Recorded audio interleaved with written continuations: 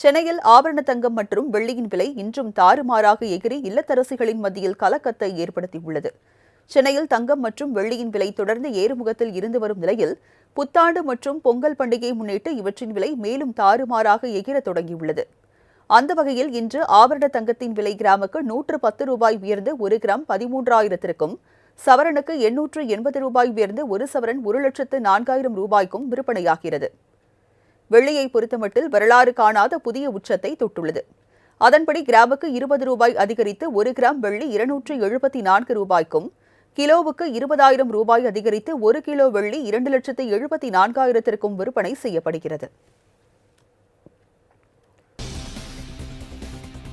திருப்பரங்குன்றம் மலையில் தீபம் ஏற்ற வலியுறுத்தி மலை அடிவாரத்தில் உள்ள பழனி ஆண்டவர் கோவிலில் பெண்கள் பொங்கல் வைத்து வழிபாடு செய்தனர்.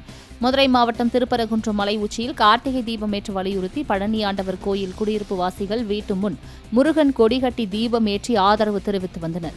இந்நிலையில் அப்பகுதியில் உள்ள பெண்கள் ஒன்று கூடி காசி விஸ்வநாதர் கோவிலுக்கு செல்லும் பழனி ஆண்டவர் கோவில் வாசல் முன் பொங்கல் படைத்து சிறப்பு பூஜை செய்து வழிபட்டனர்.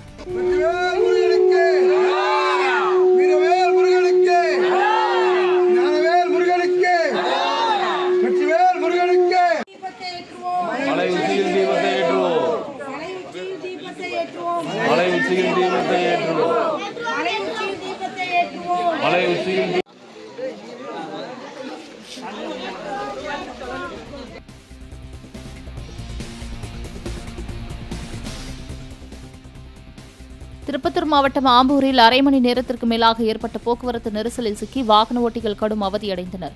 ஆம்பூரில் மாலையில் ஒரே நேரத்தில் திரண்ட மக்களால் கடும் போக்குவரத்து நெரிசல் ஏற்பட்டது.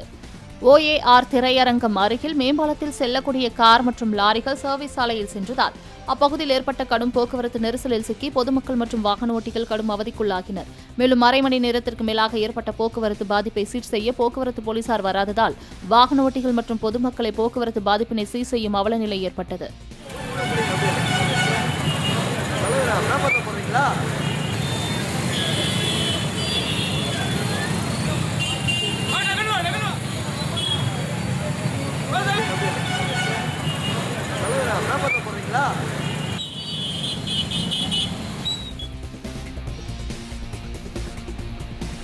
விழுப்புரம் மாவட்டம் மேல்மலையனூரில் நில அளவீடு செய்ய வருகை தராத அதிகாரிகளை கண்டித்து வட்டாட்சியர் அலுவலகத்தில் நாற்றுகளை கொட்டி விவசாயிகள் போராட்டத்தில் ஈடுபட்டதால் பரபரப்பு ஏற்பட்டது. தாழகுணம் பகுதியைச் சேர்ந்த ராஜேந்திரன் என்பவர் தனது நிலத்தை அளவீடு செய்ய அதிகாரிகளிடம் பல முறை மனு அளித்துள்ளார். இருப்பினும் அதிகாரிகள் அளவீடு செய்வது தொடர்பாக நடவடிக்கை எதுவும் எடுக்காததால் ஆத்திரமடைந்த அவர் வட்டாட்சியர் அலுவலகத்தில் நாற்றுகளை கொட்டி போராட்டத்தில் ஈடுபட்டார். இதையடுத்து அங்கு விரைந்த வட்டாட்சியர் நடவடிக்கை எடுப்பதாக உறுதியளித்ததை அடுத்து போராட்டம் கைவிடப்பட்டது. கோவை மாவட்டம் மேட்டுப்பாளையத்தில் கடும் பனியால் கருவேப்பிலை விளைச்சல் பாதிக்கப்படுவதாக விவசாயிகள் வேதனை தெரிவித்தனர்.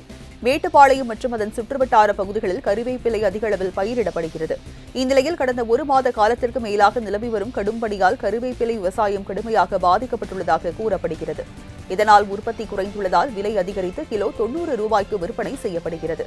விலை உயர்வால் எவ்வித பயனும் இல்லை என விவசாயிகள் வேதனை தெரிவித்தனர்.